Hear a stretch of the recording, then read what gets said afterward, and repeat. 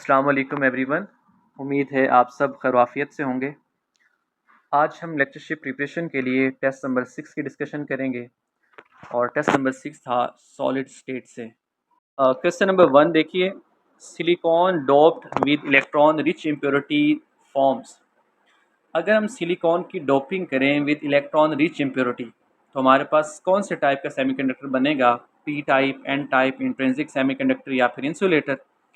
तो इसका correct answer है एन टाइप सेमीकंडक्टर। अच्छा, ये देखिएगा कि हम जब डोपिंग करते हैं तो अगर तो पेंटावेलेंट इम्प्योरिटी ऐड की जाए तो उससे क्या होगा, फ्री इलेक्ट्रॉन्स मौजूद होंगे, तो ये एन टाइप सेमीकंडक्टर बनेगा।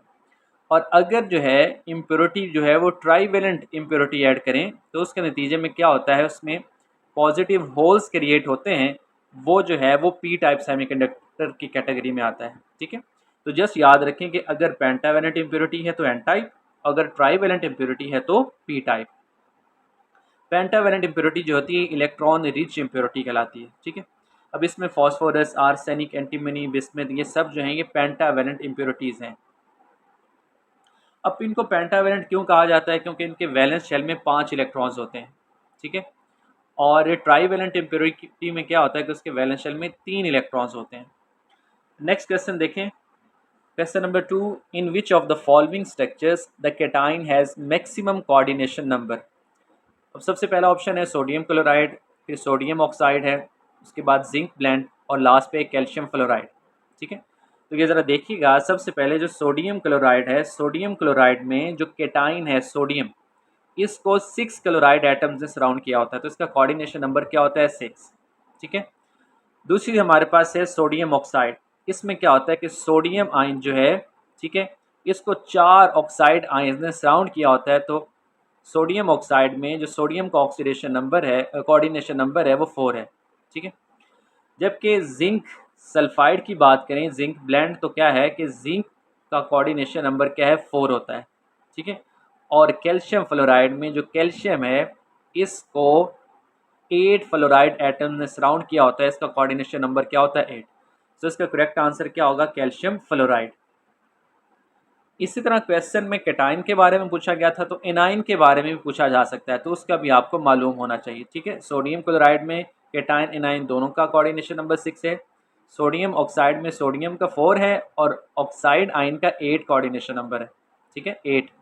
और जिंक सल्फाइड में क्या है कि जिंक और सल्फाइड दोनों का कोऑर्डिनेशन नंबर 4 है। जबकि कैल्शियम फ्लोराइड की बात करें तो कैल्शियम का कोऑर्डिनेशन नंबर 8 है, फ्लोराइड का कोऑर्डिनेशन नंबर 4 है। क्वेश्चन नंबर 3 देखें, which substance will conduct electric current in the solid state. ठीक है, इसमें ऑप्शन है diamond, graphite, sodium chloride, iodine. तो इसका करेक्ट आंसर जो है वो है ग्रेफाइट।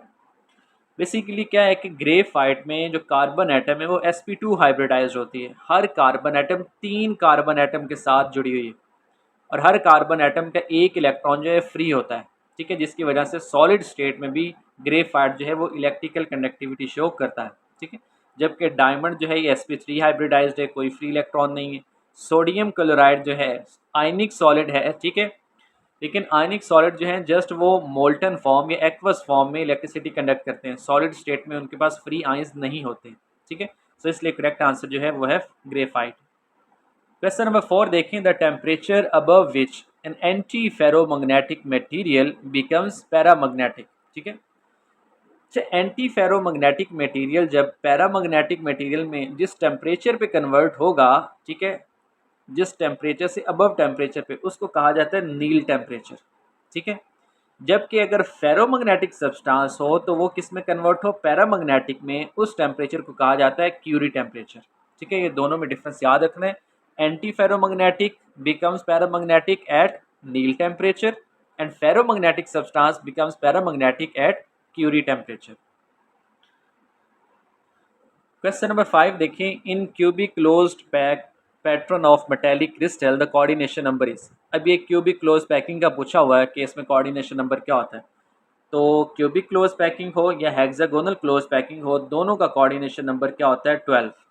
ठीक है, तो ये ज़रा देखिएगा, अगर लीनियर है तो फिर क्या होगा? 2, ट्राइंगुलर के लिए 3, टेट्राहेड्रल के लिए 4, ऑक्टाहेड्रल के लिए 6, क्यूबिक के लिए क्या है? 8 है। ठीक है, कोऑर्डिनेशन नंबर।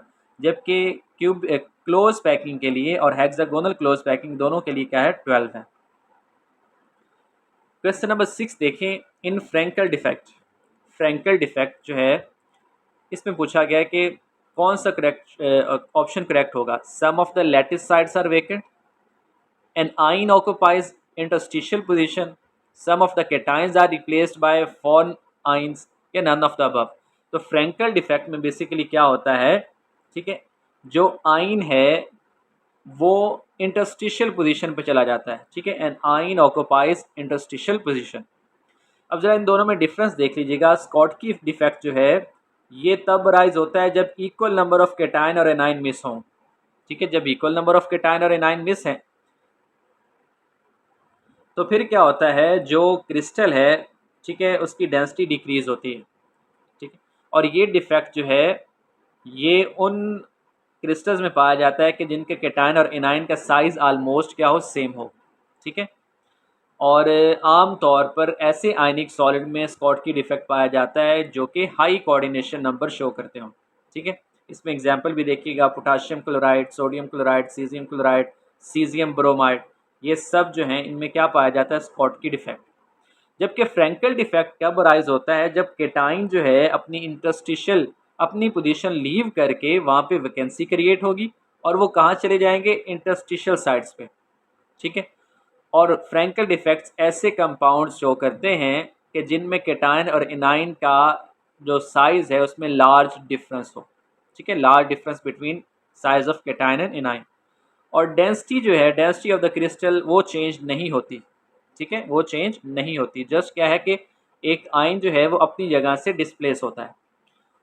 और आमतौर पे वो वाले आयनिक सॉलिड जिनका कोऑर्डिनेशन नंबर लो हो वो फ्रैंकल डिफेक्ट शो करते हैं, ठीक है। इसमें एग्जांपल क्या है, zinc sulphide, silver chloride, silver bromide. तो ये आपको याद होना चाहिए, एग्जांपल्स भी याद होनी चाहिए और इनके कुछ कैरेक्टरिस्टिक्स भी याद होने चाहिए। क्वेश्चन नंबर 7 देखें, which of the following defects in generally found in sodium chloride and caesium chloride.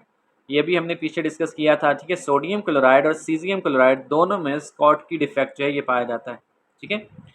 तो स्कॉटकी डिफेक्ट जो है ये ऐसे आयनिक कंपाउंड्स में होगा कि जिनके केटाइन और एनाइन जो है उनके रेडियस रेशो में ज़्यादा डिफरेंस ना हो, ठीक है, बिलो यूनिटी, यानी वन डिफरेंस जो है केटाइन और एनाइन की रेडियस रेशो का 1 से लेस होता है, ठीक है। और डेंसिटी जो है वो क्या होती है, डेंसिटी डिक्रीज होती है। So due to the presence of ions this crystal can conduct. ये जो स्कॉटकी डिफेक्ट जिन क्रिस्टल्स में पाया जाता है वो स्मॉल एक्सटेंट में इलेक्ट्रिसिटी कंडक्ट करते हैं, ठीक है। तो ये आपने याद रखना है, सोडियम क्लोराइड और सीजियम क्लोराइड इन दोनों में जो डिफेक्ट।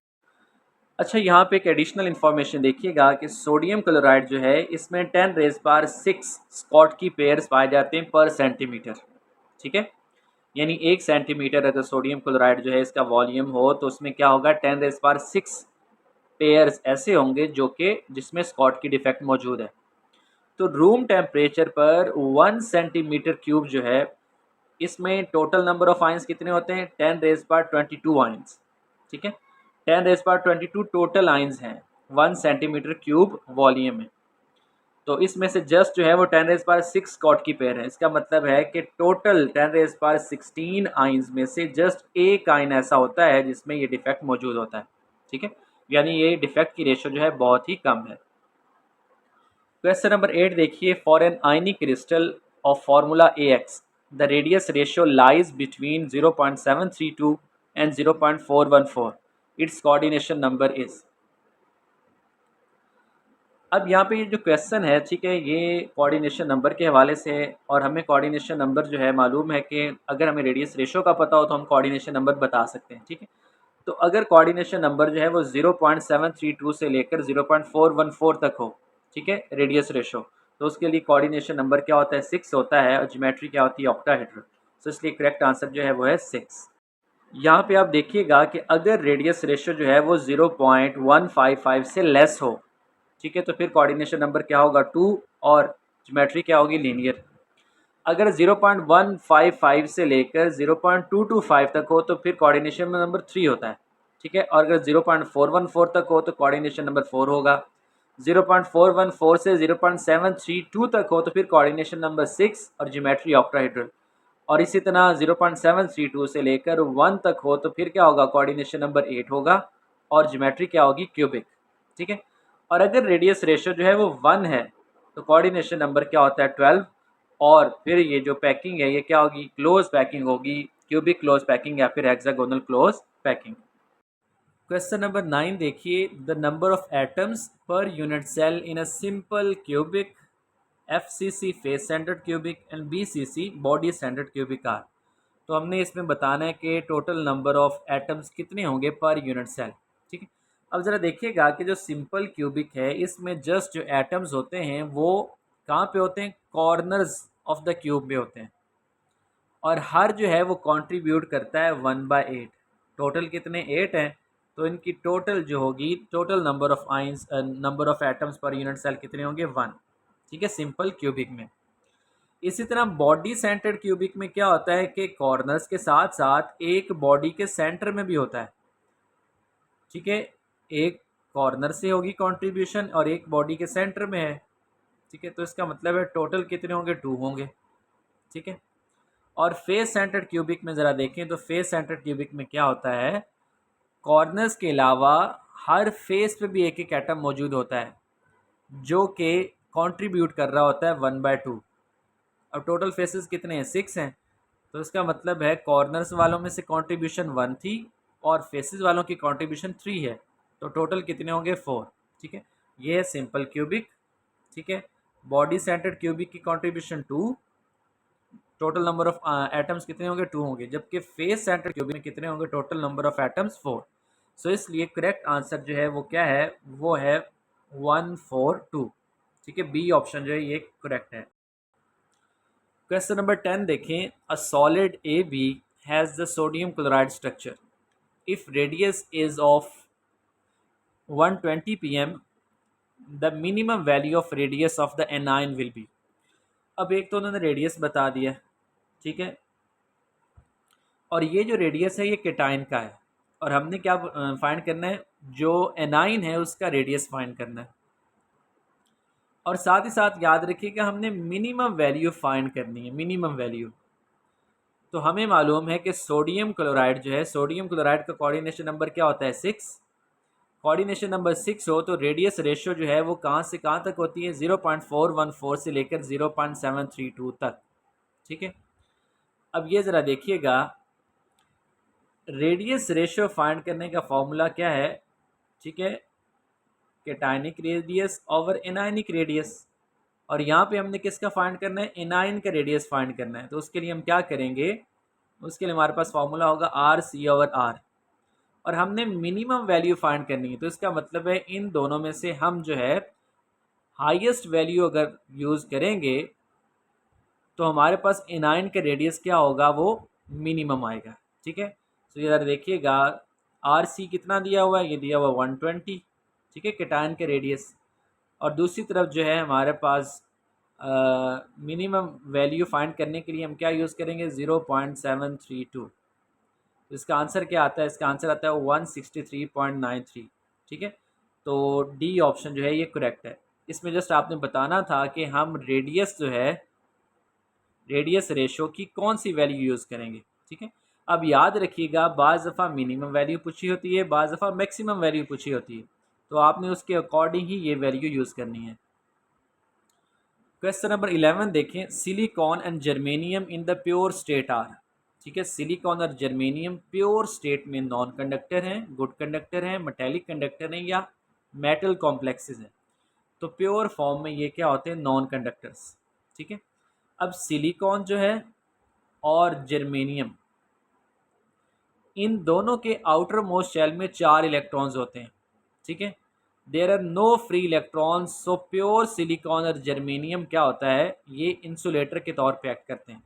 लेकिन जब इनकी डोपिंग कर दी जाए, इनमें इम्प्योरिटीज़ ऐड कर दी जाएँ, ठीक है, अगर आप पेंटावेलेंट इम्प्योरिटीज़ ऐड करते हैं तो एन टाइप सेमीकंडक्टर बन जाता है, क्योंकि इसमें फ्री आइंस आ जाते हैं। ठीक है, और अगर ट्राईवेलेंट इम्प्योरिटी ऐड करते हैं तो उसमें होल्स क्रिएट हो जाते हैं। ठीक है, उससे भी क्या होता है, उससे पी टाइप सेमीकंडक्टर बनता है। तो जो प्योर सिलिकॉन और जर्मेनियम है ये नॉन कंडक्टर्स हैं। नेक्स्ट क्वेश्चन भी आ गया कि in p type semiconductor the conductivity is due to, p type semiconductor में जो कंडक्टिविटी होती है वो होती है ड्यू टू पॉजिटिव होल्स। ठीक है, अब ये ज़रा यहाँ पे देखिएगा कि इसमें हमने पेंटावेलेंट इम्प्योरिटी लेड को ऐड किया हुआ है।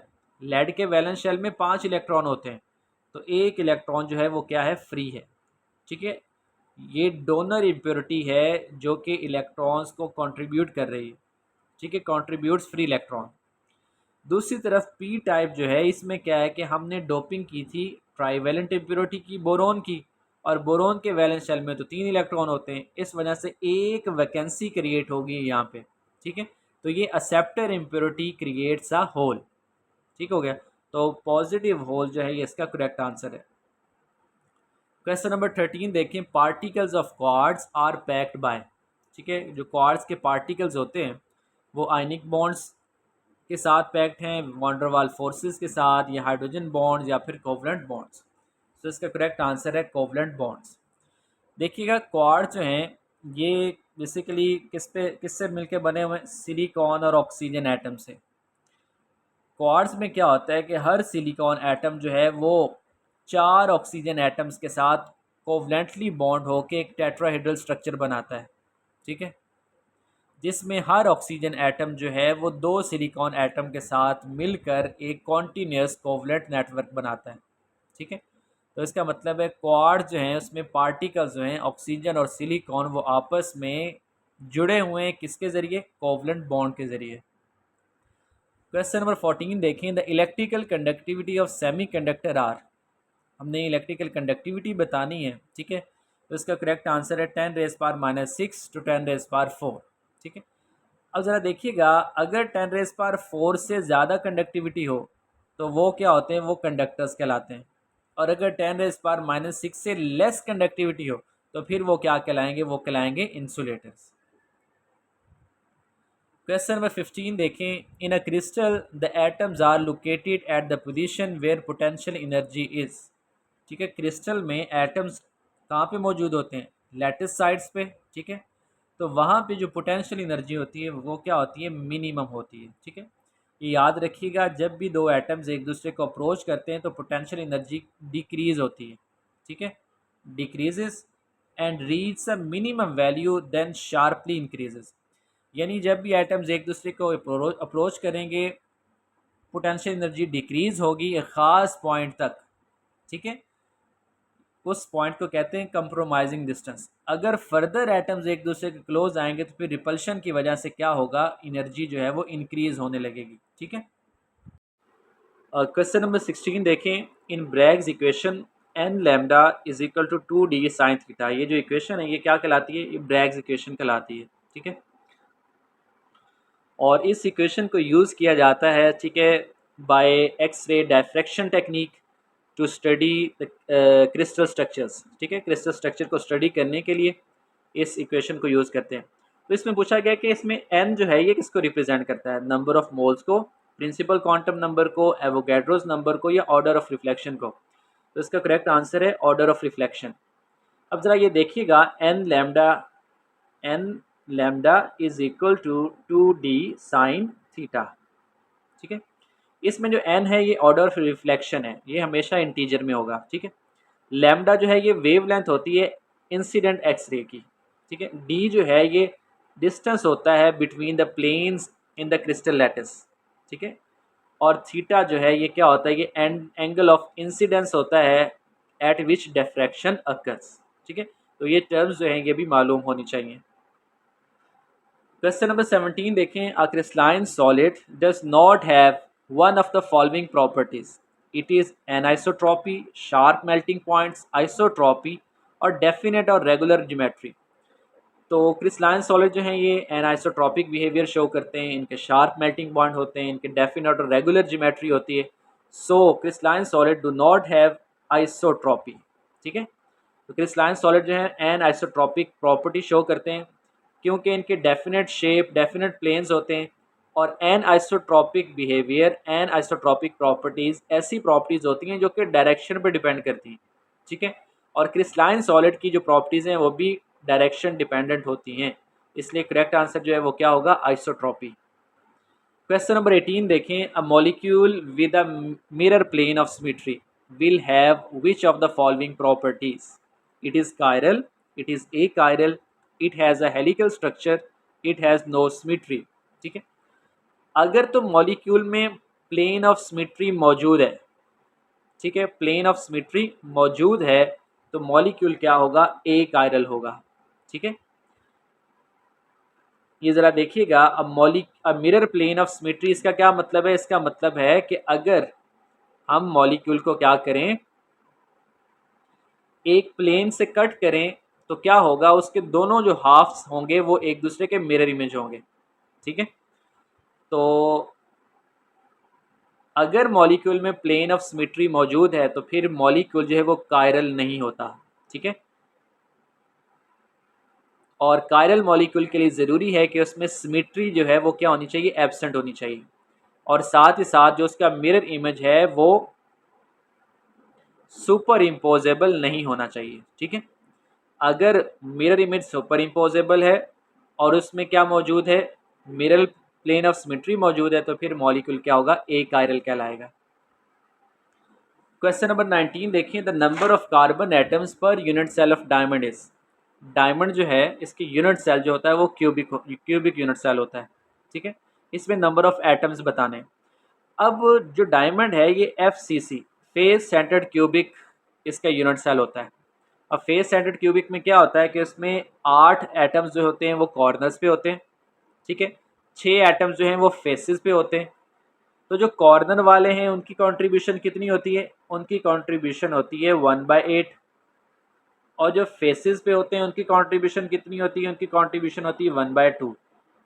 तो इस तरह ये कितने हो जाएंगे, ये हो जाएंगे 1 + 3। ठीक है, 1 + 3 कितने हुए, 4। इसके साथ साथ डायमंड जो है इसके क्यूबिक जो क्रिस्टल है, यूनिट सेल है, उसके अंदर इंटीरियर पार्ट में भी 4 एटम्स मौजूद होते हैं। ठीक है, वो कहाँ पे होते हैं, वो टेट्राहेड्रल वाइड्स पे मौजूद होते हैं। ठीक है, तो इसका मतलब हुआ टोटल कितने हो जाएंगे, 4 + 4, टोटल हो जाएंगे 8। सो करेक्ट आंसर क्या है, 8। क्वेश्चन नंबर 20 देखिए, molecule with a C2 rotation axis has a rotational symmetry of 60 degree, 90 degree, 120 degree या 180 डिग्री। तो इसका करेक्ट आंसर है 180 डिग्री। ठीक है, C2 रोटेशन एक्सिस का मतलब है कि मॉलिक्यूल को अगर आप रोटेट करें, ठीक है, तो बिल्कुल ओरिजिनल की तरह दिखे। ठीक है, कितने एंगल पर रोटेट करेंगे, ठीक है, ये ज़रा देखिएगा, मॉलिक्यूल की जो कंप्लीट रोटेशन होती है वो 360 होती है, 360 डिग्री। 360 पे आप रोटेट करवाएंगे तो वो क्या होगा, बिल्कुल पहले जैसी शेप रेपिटेशन आ जाएगी। ठीक है, अब C2 रोटेशन का मतलब क्या है कि हम 360/2, अगर मॉलिक्यूल को 180 डिग्री पर रोटेट करवाएं तो बिल्कुल लुक जो है उसकी सेम आएगी पहले जैसी। ठीक है, इसे कहते हैं C2 रोटेशन। जिस तरह वाटर है, इसको आप 180 डिग्री पर रोटेट करवाएं तो बिल्कुल इट लुक्स लाइक सेम। ठीक है, जैसे पहले था वैसे ही बाद में लग रहा है। इसी तरह C3 क्या होता है कि उसमें आप क्या करोगे, C360 3 पे डिवाइड कर दें। अगर मॉलिक्यूल को 120 डिग्री पे क्या करवाया जाए, रोटेट करवाया जाए, और बिल्कुल उसकी लुक जो है वो पहले जैसी हो, तो हम क्या बोलेंगे, बोलेंगे कि मॉलिक्यूल में क्या मौजूद है, C3 रोटेशन एक्सिस मौजूद है। ठीक है, इसी तरह अगर यहाँ पे हम क्या कर दें, 4 कर दें, तो यहाँ पे क्या आ जाएगा, यहाँ पे हो जाएगा 90। तो अगर मॉलिक्यूल को 90 डिग्री पर रोटेट करवाएं और पहले जैसा नज़र आने लग जाए, तो इसका मतलब है उसमें क्या मौजूद है, C4 रोटेशन एक्सिस मौजूद है। क्वेश्चन नंबर 21 देखें, which of the following is a molecular solid, iodine, wax, ice, all of these. ठीक है, तो इसका करेक्ट आंसर है all of these. Molecular solid जो हैं they are composed of molecules held together by intermolecular forces such as van Waals forces, hydrogen bonding और dipole dipole interaction. ठीक है, तो आयोडीन में क्या मौजूद होता है, वॉन वाल फोर्सेस। ठीक है, वैक्स जो है ये क्या है, बेसिकली ये वैक्स हाइड्रोकार्बन है। ठीक है, तो इनमें भी क्या मौजूद होता है, इनमें भी वॉन वाल फोर्सेस मौजूद होती हैं। आइस, वाटर, ये क्या है, ये हाइड्रोजन बॉन्डिंग इसमें मौजूद होती है। तो ये तीनों जो हैं ये मॉलिकुलर सॉलिड की एग्जांपल्स हैं। क्वेश्चन नंबर 22 देखें, the total elements of symmetry in a cube are. ठीक है, एक जो क्यूब है उसमें टोटल एलिमेंट ऑफ सिमेट्री हमने बताने। ठीक है, तो ये एक क्रिटिकल क्वेश्चन है, इसको ध्यान से समझिएगा।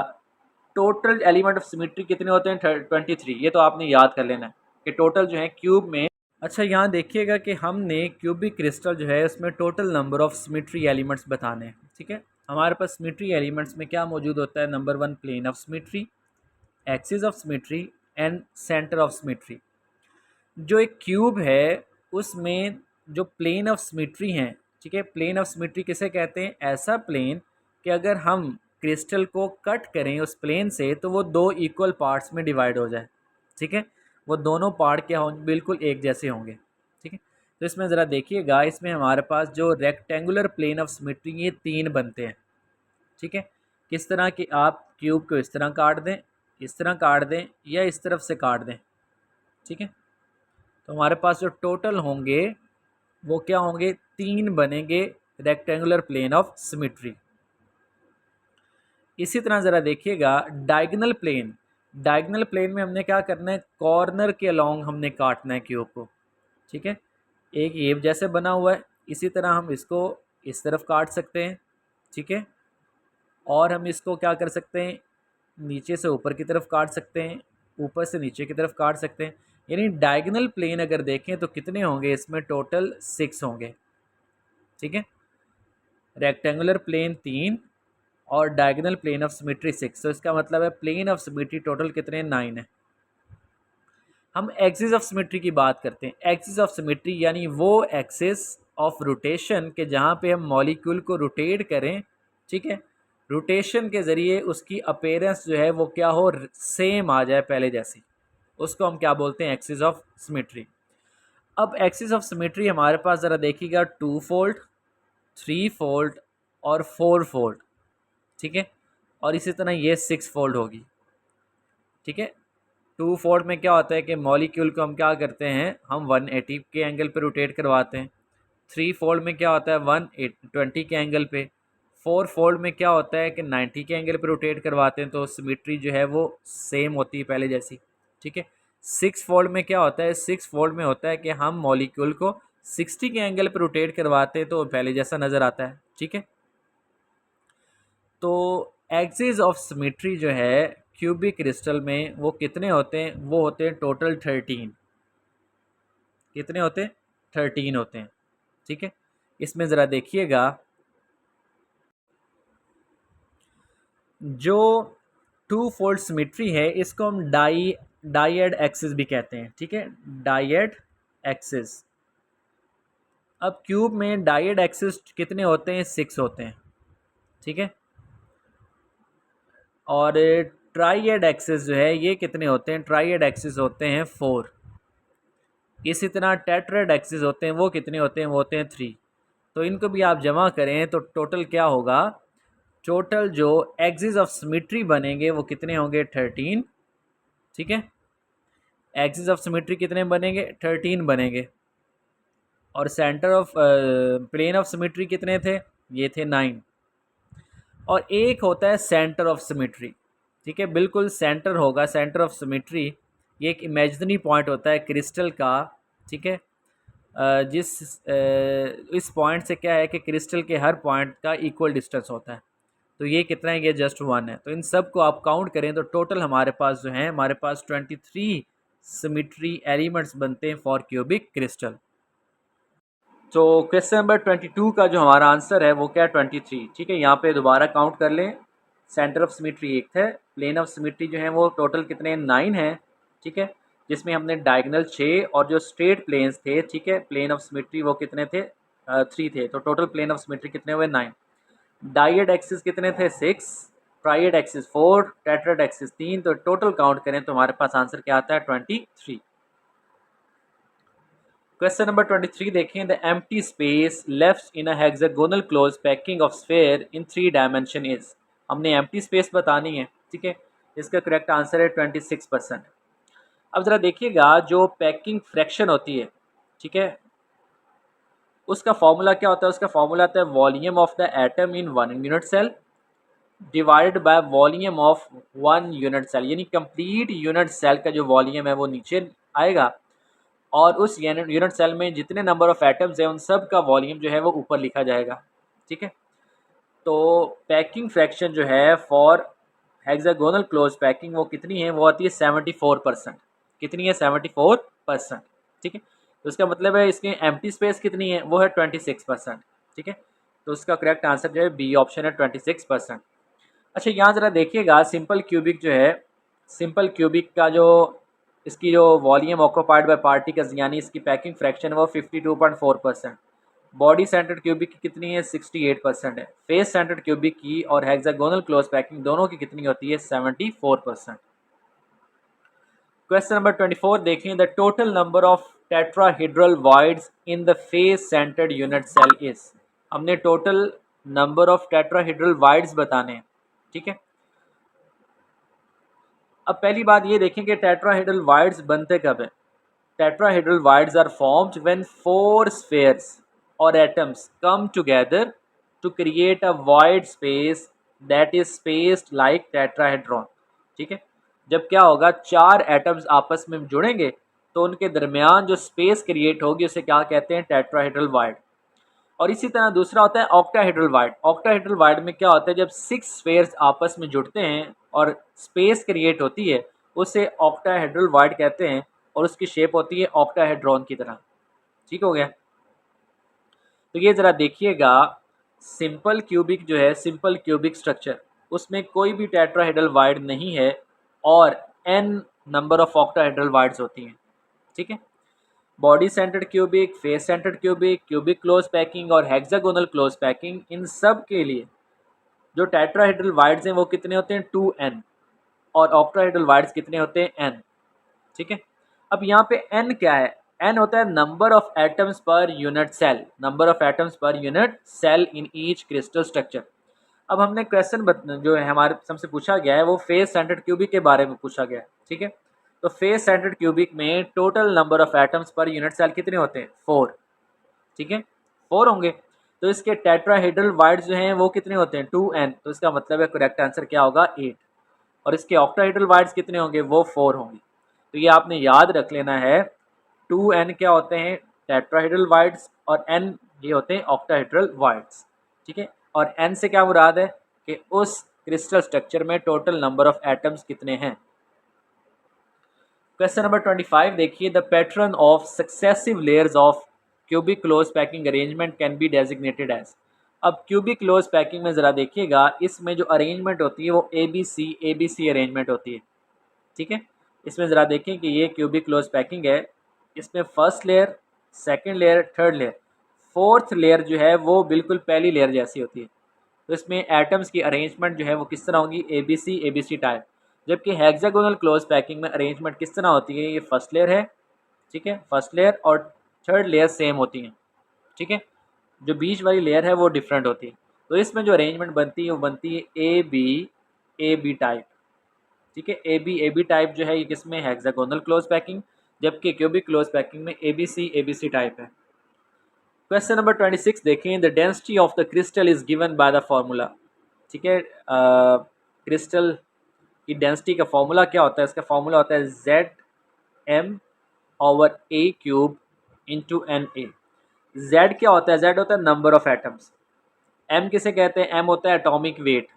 ठीक है, A³ क्या है? A³ जो है it is a volume of unit cell, volume of unit cell. जबकि Na क्या होता है? ये होता है number of Avogadro's number of atoms. So B option जो है ये करेक्ट है। क्वेश्चन नंबर 27 देखिए, which of the following statements about the sodium chloride crystal is correct. अब हमारे पास चार ऑप्शन है तो हमने करेक्ट स्टेटमेंट बतानी है। ठीक है, इसके करेक्ट आंसर जो है वो है chloride ions are present at the corners and sodium ions at the body centre. ठीक है, बी ऑप्शन जो है ये क्या था कि chloride ions adopt BCC arrangement, तो ये तो रॉन्ग है। ठीक है, इसकी क्या होती है? इसकी क्यूबिक क्लोज पैकिंग होती है। इसके अलावा chloride ions are packed following ABC pattern of hexagonal close packing, hexagonal नहीं है, क्यूबिक क्लोज पैकिंग है। और डी ऑप्शन था कि सोडियम आयन जो हैं वो एज सेंटर्स पे होते हैं, एज सेंटर्स पे नहीं होते, ठीक है, बल्कि कहाँ पे होते हैं, ऑक्टाहेड्रल होल्स में होते हैं, ऑक्टाहेड्रल वाइड्स में, ठीक है। सो करेक्ट आंसर जो ए ऑप्शन जो है ये करेक्ट है। यहाँ पे आप देख सकते हैं कि जो रेड डॉट है ये क्लोराइड एटम्स को रिप्रेजेंट कर रहे हैं जो कि कॉर्नर्स पे हैं, जबकि सोडियम एटम्स जो हैं वो कहाँ पे होते हैं, वो बॉडी सेंटर पे होते हैं। क्वेश्चन नंबर 28 देखिए, the coordination number of zinc and sulphide ion in the zinc blende type. ये हमने पहले भी डिस्कस किया है, एक क्वेश्चन की डिस्कशन में आया था जिंक ब्लेंड। तो इसका कोऑर्डिनेशन नंबर होता है 4, दोनों का होता है, ठीक है, जिंक का भी और सल्फाइड आयन का भी, ठीक है। ज़रा देखिएगा कि सल्फाइड जो है ये क्यूबिक क्लोज पैकिंग अरेंजमेंट के साथ होता है, जबकि zinc ion occupy alternate tetrahedral voids, ठीक है। Only half of the total voids are occupied, सारी जो वाइड्स हैं वो ऑक्यूपाई नहीं होती, बल्कि half of the tetrahedral voids जो हैं वो ऑक्यूपाई होती हैं। तो दोनों का जो है वो क्या है, दोनों का ही कोऑर्डिनेशन नंबर 4 होता है, ठीक है। इसके अलावा इस टाइप की और एग्जांपल कौन सी हैं, cuprous chloride, cuprous bromide, cuprous iodide, silver iodide और बेरियम ऑक्साइड, ये सब जो हैं ये जिंक ब्लेंड टाइप स्ट्रक्चर से बिलोंग करते हैं। क्वेश्चन नंबर 29 देखें, total number of crystal systems and total number of Bravais lattices are. तो total number of crystal lattice जो हैं वो कितनी होती हैं, 7, ठीक है। इसमें cubic, orthorhombic, tetragonal, monoclinic, triclinic, hexagonal और रोम्बोहेड्रल, ठीक है। इसको याद करने का मैंने आपको फॉर्मूला भी बताया था, वो था सीटो रहमत, ठीक है। Cubic, tetragonal, orthorhombic, rhombohedral, hexagonal, monoclinic and triclinic. और इन सब की जो ब्रेवियस लैटिसेस हैं टोटल कितनी होती हैं, 14 ब्रेवियस लैटिसेस होती हैं और 7 क्रिस्टल सिस्टम। क्वेश्चन नंबर 30 देखिएगा, विच of the following is not correct consequences of Schottky defect. इसमें हमारे पास ऑप्शन है, stability of crystal decreases, density decreases, electrical conductivity increases and lattice energy of crystal increases. तो Schottky defect का कौन सा consequence जो है वो करेक्ट नहीं है, ठीक है। इसका करेक्ट आंसर है डी ऑप्शन। फर्स्ट देखिएगा, स्टेबिलिटी जो है वो स्कॉटकी डिफेक्ट के नतीजे में डिक्रीज होती है, ये बात सही है। डेंसिटी भी डिक्रीज होती है और इलेक्ट्रिकल कंडक्टिविटी इंक्रीज होती है, ठीक है। लेकिन लैटिस एनर्जी जो है, lattice energy does not increase as a consequence of Schottky defect. In fact क्या होता है कि इस डिफेक्ट की वजह से somehow lattice energy decrease होती है या फिर अनचेंज रहती है, ठीक है। सो इस वजह से डी ऑप्शन जो है ये करेक्ट होगा। क्वेश्चन नंबर 31 देखिए, in crystals of which one of the following ionic compound would you expect maximum distance between centres of cation and anion, ठीक है। मैक्सिमम डिस्टेंस जो है वो किसके दरमियान होगा, caesium iodide, caesium fluoride, lithium fluoride या लिथियम आयोडाइड। तो करेक्ट आंसर है सीजियम आयोडाइड।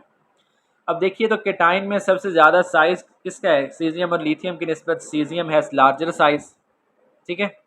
और अगर हम बात करें एनाइन की, तो आयोडाइड आयन का साइज क्या है, वो लार्जर है as compare to fluoride. So maximum distance जो होगा वो किसके दरमियान होगा, सीजियम आयोडाइड में मैक्सिमम डिस्टेंस होगा between cation and anion. Question number 32 देखें, the correct statement regarding defects in crystalline solid. Crystalline solid में कौन सी स्टेटमेंट करेक्ट है, ठीक है। तो पहला ऑप्शन है कि Frenkel defect decrease the density of crystalline solid. Frankel defect is a dislocation defect. Frankel defect is found in halides of alkaline metals and Schottky defect has no effect on the density of crystalline solid. तो इसका correct answer जो है वो है B option, कि Frenkel defect जो है ये एक डिसलोकेशन डिफेक्ट है। फ्रैंकल डिफेक्ट में क्या होता है, इसमें डेंसिटी जो है वो चेंज नहीं होती, ठीक है, जबकि स्कॉटकी इफेक्ट में डेंसिटी जो है वो डिक्रीज होती है, ठीक हो गया। और अगर हम बात करें ये हेलाइड्स की, ठीक है, हेलाइड्स ऑफ अल्कलाइन मेटल्स, तो उसमें एफ सेंटर डिफेक्ट पाया जाता है, ठीक है। तो फ्रैंकल डिफेक्ट जो है ये एक डिसलोकेशन डिफेक्ट है। इसमें क्या होता है, तो फ्रैंकल डिफेक्ट में क्या होता है, इसमें एक आयन जो है वो अपनी लैटिस साइड छोड़ के, ठीक है, इंटरस्टिशियल पोजीशन पे आ जाता है, ठीक है। सो बी ऑप्शन जो है करेक्ट है। क्वेश्चन नंबर 33 देखें, on heating some polar crystals weak electric current is produced. It is termed as superconductivity, piezoelectricity, photoelectric current या none of these. ठीक है। अब बेसिकली जो पोलर क्रिस्टल्स होते हैं इनको हीट किया जाता है और नतीजतन जो है वो इलेक्ट्रिसिटी प्रोड्यूस होती है, इसको कहा जाता है पायरो इलेक्ट्रिसिटी। ठीक है। इसमें एग्जांपल देखिए कि ये जो है ये क्रिस्टल जो है ये इसको अगर हीट किया जाए, ठीक है, तो इसके नतीजे में करंट प्रोड्यूस होता है, तो ये टर्म पायरो इलेक्ट्रिसिटी कहलाती है। तो इसलिए करेक्ट आंसर जो है वो नन ऑफ दीज ही होगा। जबकि अगर क्रिस्टल्स पर मैकेनिकल इफेक्ट के नतीजे में करंट प्रोड्यूस हो तो इसे पीजो इलेक्ट्रिसिटी कहते हैं। क्वेश्चन नंबर 34 देखें, the substance which possess zero resistance at zero kelvin is called. ठीक है, जीरो केल्विन पे कोई रेजिस्टेंस नहीं होती, ठीक है, ऐसा सब्सटेंस सुपर कंडक्टर कहलाता है।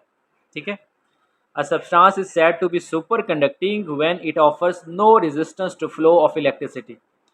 और रूम टेम्परेचर पे कोई भी सब्सटेंस ऐसा नहीं है जो कि सुपर कंडक्टर हो। ठीक है, और सुपर कंडक्टर सब्सटेंसेस जो हैं इनको वाइडली यूज़ किया जाता है इलेक्ट्रॉनिक पावर ट्रांसमिशन में और बिल्डिंग सुपर मैग्नेट्स। ठीक है, सुपर मैग्नेट्स को बिल्ड करने के लिए। क्वेश्चन नंबर 35 देखें, an example of ferromagnetic oxide.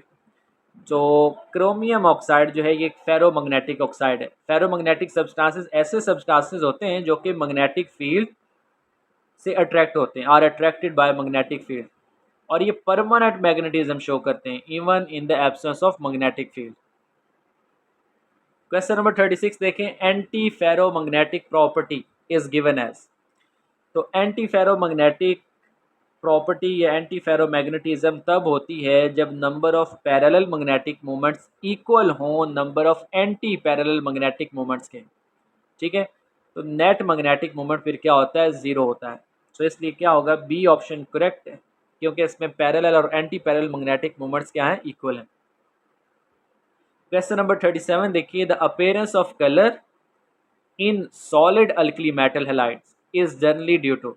अब सॉलिड अल्कली मेटल हैलाइड्स में जो कलर अपेयर होता है वो किस वजह से होता है, ड्यू टू एफ सेंटर्स। अब इसमें क्या होता है, ठीक है, इलेक्ट्रॉन्स जो हैं वो वेकेंट स्पेस पे आ जाते हैं। बेसिकली एनाइन जो है वो अपनी लैटिस साइड को छोड़ देता है, ठीक है, एब्सेंट होता है, उस जगह पे क्या होगा, इलेक्ट्रॉन आ जाएगा। तो ओवरऑल वो इलेक्ट्रिकली न्यूट्रल रहेगी क्रिस्टल। ठीक है, और इलेक्ट्रॉन आने की वजह से फिर क्या होगा, वहाँ पे कलर जो है, ठीक है, वो फिर एफ सेंटर की वजह से होगा। ठीक है, क्योंकि इलेक्ट्रॉनिक एक्साइटेशन और डी एक्साइटेशन होगी तो इसके नतीजे में कलर शो होगा। करेक्ट आंसर जो है वो सी ऑप्शन है। क्वेश्चन नंबर 38 देखें, the number of atoms in 100 gram of FCC crystal with density 10 gram per centimetre cube and edge length जो है, सेल एज जो कितनी है, इक्वल टू 100 pm। तो हमने क्या बताना है, हमने नंबर ऑफ एटम्स बताने कि कितने होंगे। अब हमारे पास फॉर्मूला क्या होता है, फॉर्मूला हमारे पास है D is equal to Z into M divided by a cube into NA। ठीक है, यहाँ से हमने नंबर ऑफ एटम्स फाइंड करने हैं। क्या फाइंड करना है, नंबर ऑफ एटम्स। अब यहाँ पे हमें डेंसिटी का भी पता है, FCC क्रिस्टल है तो FCC के लिए number of atoms per unit cell कितने होते हैं, 4 होते हैं, ये भी हमें मालूम है। ए क्यू हमें एज लेंथ से पता चल जाएगी, NA का भी हमें पता है कि एवोगैड्रोस नंबर है। तो सबसे पहले तो हम क्या फाइंड करेंगे, यहाँ से M की वैल्यू फाइंड करेंगे। ठीक है, तो ज़रा यहाँ पे देखिएगा ये फॉर्मूला क्या बनेगा, ये बनेगा D into a cube into NA divided by Z। ठीक हो गया। अब यहाँ पे एडिशनली देखिएगा हमारे पास हमने बेसिक मोल वाले चैप्टर में एक फार्मूला पढ़ा हुआ है कि नंबर ऑफ एटम्स जो हैं, अच्छा फार्मूला क्या है, नंबर ऑफ एटम्स। ठीक है, नंबर ऑफ एटम किसके इक्वल होते हैं, mass over molar mass multiply Avogadro number. ठीक हो गया। अब यहाँ से ज़रा देखिएगा कि जो मोलर मैस होता है, मोलर मैस वो किसके इक्वल आएगा, वो इक्वल आएगा, देखिएगा वो इक्वल आएगा mass over number of atoms into Avogadro number. इसका मतलब है m की जगह पे हम क्या लिख सकते हैं, m over n into NA, ये लिख सकते हैं। तो ये ज़रा देखिएगा, मैं यहाँ से इसको रिमूव करके m की जगह पे क्या लिख रहा हूँ, m की जगह पे मैं लिख रहा हूँ m over n into NA। ठीक हो गया। अब ये Na इधर Na से कैंसिल हो जाएगा। अब जितने भी चीज़ें नीचे मौजूद हैं तो हमने क्या करना है, नंबर ऑफ़ एटम्स को एक जगह रखना है, बाकी सबको दूसरी तरफ लेके जाना है। तो ये ज़रा देखिएगा हमारे पास ये फार्मूला क्या बनेगा, ठीक है। फार्मूला हमारे पास बनेगा n इज़ इक्वल टू, ठीक है, ये n दूसरी तरफ चला गया, बाकी सारी टर्म जो है इधर आ जाएंगी, m multiply z divided by d into a cube into a cube ही आएगा, ठीक है, क्योंकि Na कैंसिल हो गया था। अब हम जस्ट क्या करेंगे, वैल्यूज़ पुट करेंगे तो हमारे पास जो है वो आंसर आ जाएगा, ठीक है। यहाँ ज़रा देखिएगा m जो है ये क्या था 10 ग्राम, और सॉरी 100 ग्राम।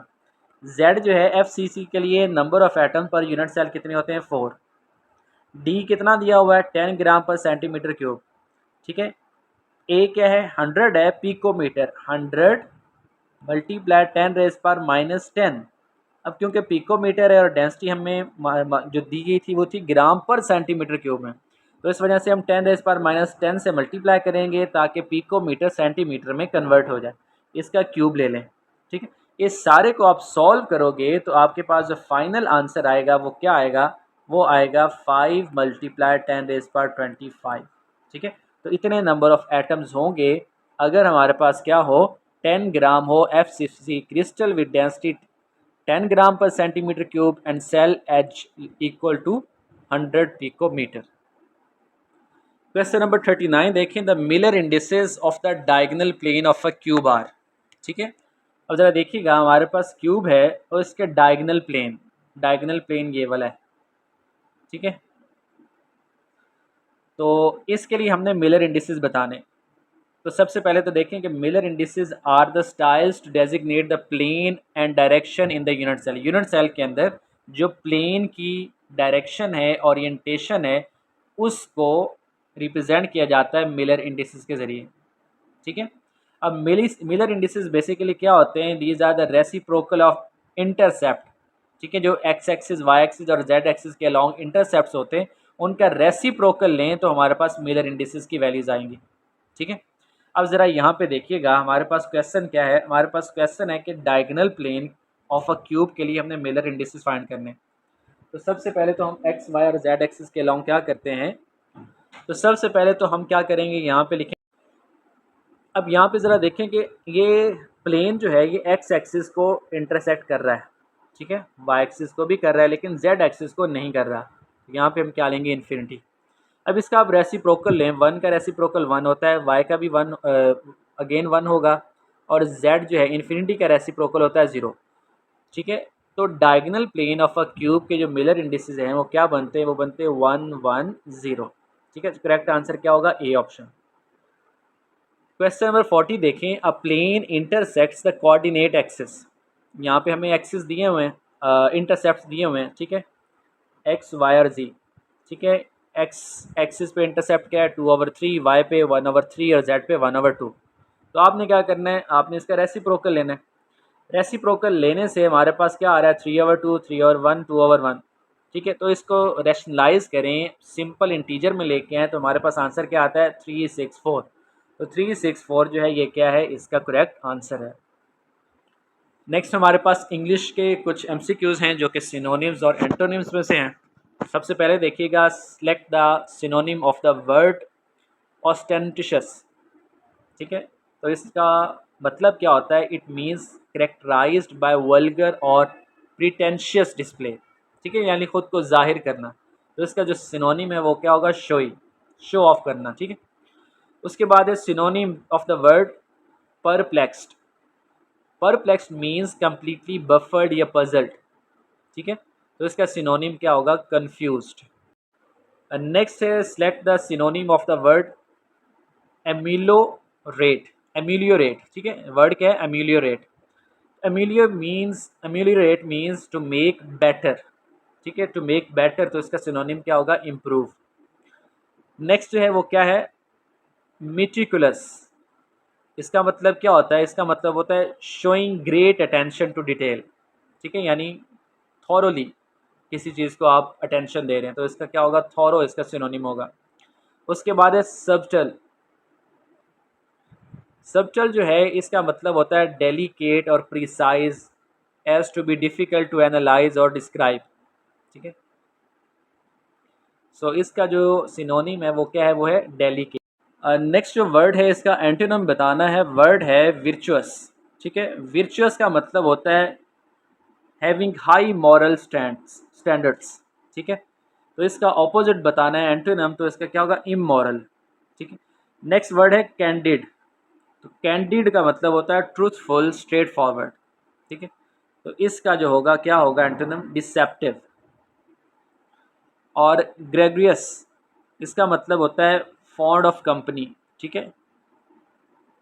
जबकि इसका ऑपोजिट क्या है, इंट्रोवर्ट। इंट्रोवर्टेड होता है शाय, ठीक है। नेक्स्ट जो वर्ड है ये क्या है, ये है रिजिलियंट, ठीक है। रिजिलियंट का मतलब होता है it means able to withstand और recover quickly from difficult condition, ठीक है। यानी जल्दी रिकवर कर जाना किसी भी सूरत हाल में। तो इसका ऑपोजिट क्या होगा, वीक, ठीक है। नेक्स्ट जो वर्ड है ये क्या है, प्ले सेट। प्ले सेट, तो इसका मतलब होता है make someone less angry और हॉस्टाइल। जबकि इसका ऑपोजिट क्या होगा, एगिटेट। इसका मतलब होता है सम वन मोर एंग्जियस या फिर डिस्टर्ब जो है, ज़्यादा ही कोई गुस्से वाला हो, ठीक है। तो ये जो MCQs है, ये लास्ट पे हमने इंग्लिश के कुछ सिनोनिम और एंटोनिम डिस्कस किए हैं, ठीक है। तो मेजर जो हमारी डिस्कशन थी वो केमिस्ट्री के पार्ट में से थी, जो कि हमने सॉलिड स्टेट के चैप्टर में से जो MCQs आए थे टेस्ट में उसको देखा। और होपफुली ये डिस्कशन आपके लिए बहुत हेल्पफुल रही होगी। तो तैयारी करें, ठीक है। MCQs की ज़रूर प्रैक्टिस किया करें। MCQs की प्रैक्टिस करेंगे तो आपका जो कॉन्सेप्ट है वो मज़ीद इम्प्रूव होगा, ठीक है। साथ में कोशिश किया करें कि अपने नोट्स बनाते रहें, की पॉइंट्स नोट करें, ठीक है। और जिन चीज़ों में प्रॉब्लम है उनको बार बार देखें, उनको डिफरेंट जो है बुक से, नेट से सर्च करें या डिस्कस करें। तो ऐसे ही इम्प्रूवमेंट आती है। और अपना जो स्केड्यूल है उसको कॉन्टीन्यूसली फॉलो करें, ठीक है। उसमें ब्रेक नहीं लाएं, ठीक है। कंसिस्टेंट रहेंगे तो तभी आप कामयाब हो पाएंगे। अपना बहुत सा ख्याल रखें। इंशाल्लाह नेक्स्ट लेक्चर में फिर हाजिर होंगे। अल्लाह हाफ़िज़।